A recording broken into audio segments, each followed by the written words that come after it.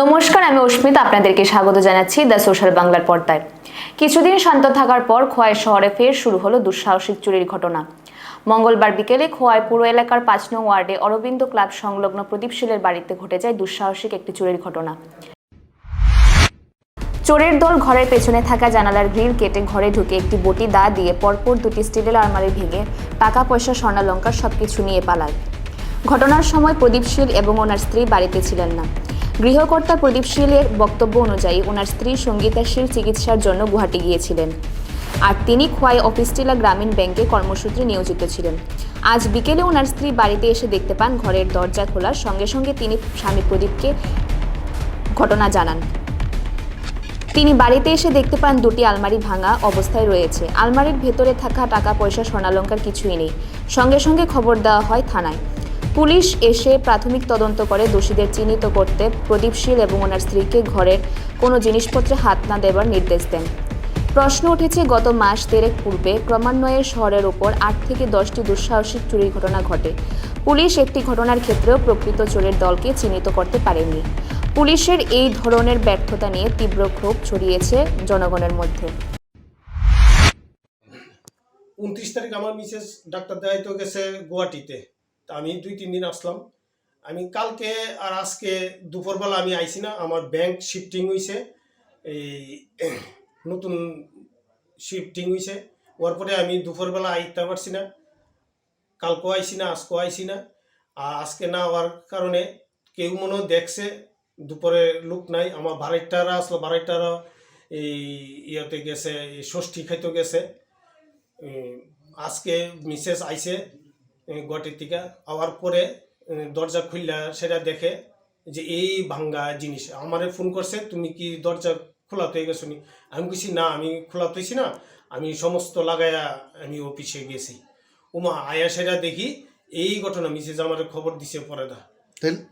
তার মানে কোন দিন হয়েছে ঘটনা আপনি জানেন? এটা আজকে হয়েছে। আচ্ছা আচ্ছা। আজকে আমি সকালে অফিসে গেছি 9:30।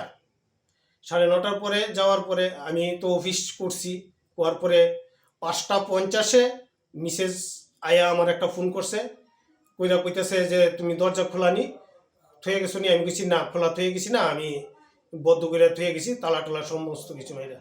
এরপরে আমি আইসি, আয়া সেরে দেখলাম এই অবস্থা। এরপরে আমি পিএস খবর করছি, পিএস কল করার পরে তারা আইসে, আয়া সেরা দেখছে এই অবস্থা। আপনার কি কি চুরি হয়েছে? চুরি বলতে আমি এখনো পিএস থেকে কইছে তোমরা কিচ্ছু ধরো না, আমিও ধরছি না কিচ্ছু, এখনো কিচ্ছুই দেখছি না। আমার গতকালকে আমার 2জন ব্যাংকের গ্রাহক আসলো, কাস্টমার, ওরা আমার দ্বারা চেক দিয়ে গেছে, কইছে টাকাটা আমি তুলে রাখতাম, তারা নিব। তা আমি টাকাটা এনে আমি ঘরে রাখছি। একজন হইলো 80,000, একজন হইলো 73,000 টাকা। ওই টাকাটা আমি ঘরে রেখা আমি গেছি। ওমা আমার জানা মতো এই টাকাটা আর কিছু গয়নাগাটি আছে, কিছু আমার অফিসের ফাইল বা ঘরের দলিলপত্র আছে, আমি এখনো কিছু আটটা দিছি না। আমার না করছে পিএস থেকে, পিএসের স্যার তারা না করছে, আমি ধরতাম না, আমি কিচ্ছুই ধরছি না। আমার মিসেস ওরা কিচ্ছু ধরছে না, না ধরার কারণে আমরা এখন দেখতেছি এই অবস্থা। মানে ক্যাশ টাকা 80,000? ক্যাশ টাকা একজনের হইলো 80,000 আর একজন হইলো 73,000 টাকা, 2জনের টাকা।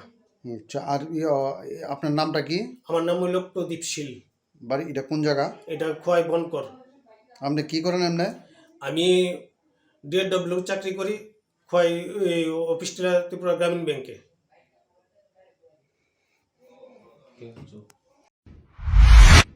এখনকার মতো খবর এই পর্যন্তই। পরবর্তী আপডেটের জন্য চোখ রাখুন দ্য সোশ্যাল বাংলার পর্দায়। My father used to worry about my education and my future, but I found the right path at Techno College of Engineering.